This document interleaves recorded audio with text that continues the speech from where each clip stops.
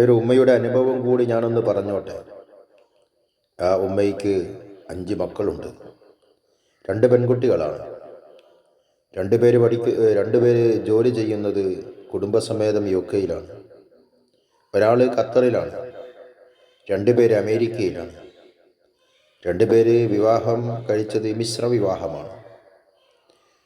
ആ ഉമ്മ പറഞ്ഞത്, എൻ്റെ ഒരു മകൻ വിവാഹം ചെയ്തത് ഏത് രാജ്യക്കാരത്തെയാണെന്ന് എനിക്കറിയില്ല, ഏത് മതക്കാരത്തെയാണെന്ന് എനിക്കറിയില്ല, ഞാൻ അവളെ കണ്ടിട്ടില്ല.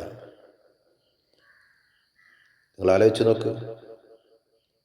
ആ ഉമ്മയും ഈ മക്കളുമായി, ആ ബാപ്പയും ഈ മക്കളുമായി യാതൊരു ബന്ധവുമില്ല, യാതൊരു കടമയും കടപ്പാടുകളും നിർവഹിക്കുന്നവരല്ല അവർ.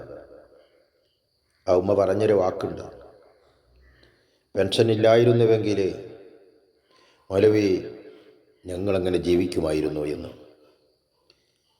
ഞങ്ങൾ അനുഭവിക്കുന്ന ഈ ഒരു പ്രയാസത്തിന് ഞങ്ങളുടെ മക്കളല്ല ഉത്തരവാദി, തീർച്ചയായും ഞങ്ങൾ തന്നെയാണ് ഉത്തരവാദി. ഞങ്ങൾ അവർക്ക് വിദ്യാഭ്യാസം കൊടുത്തിട്ടുണ്ട്, ഞങ്ങൾ ഉന്നതങ്ങളിൽ അവരെത്തിച്ചിട്ടുണ്ട്, അവർക്ക് വേണ്ടി ഒരുപാട് പ്രയത്നങ്ങൾ ഞങ്ങൾ നടത്തിയിട്ടുണ്ട്, ഒരുപാട് പ്രയാസങ്ങൾ ഞങ്ങൾ അനുഭവിച്ചിട്ടുണ്ട്. ഇതൊക്കെ അനുഭവിച്ചുകൊണ്ട് അവരെ ഉന്നതങ്ങളിലേക്ക് ഞങ്ങൾ എത്തിച്ചിട്ടുണ്ട്.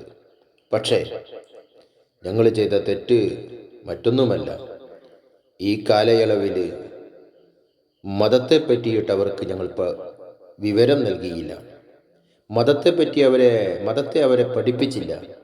ഈ ഒരു തെറ്റ് ഞങ്ങളാണ് ചെയ്തത്. അതിൻ്റെ ഒരു പ്രത്യാഘാതമാണ് ഞങ്ങൾ അനുഭവിക്കുന്നത്. സൂക്ഷിക്കുക പ്രിയപ്പെട്ടവരെ. നമ്മുടെ മക്കളെ ഏതൊരു കോഴ്സിലേക്ക് നമ്മൾ തിരഞ്ഞെടുക്കുമ്പോഴും, ഏതൊരു കോഴ്സിലേക്ക് നമ്മൾ അയക്കുമ്പോഴും നമ്മൾ ആലോചിക്കണം.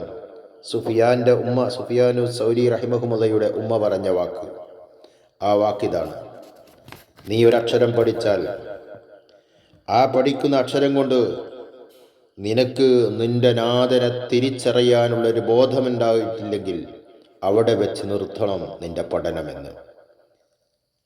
മതബോധമില്ലാത്തൊരു എഞ്ചിനീയർ,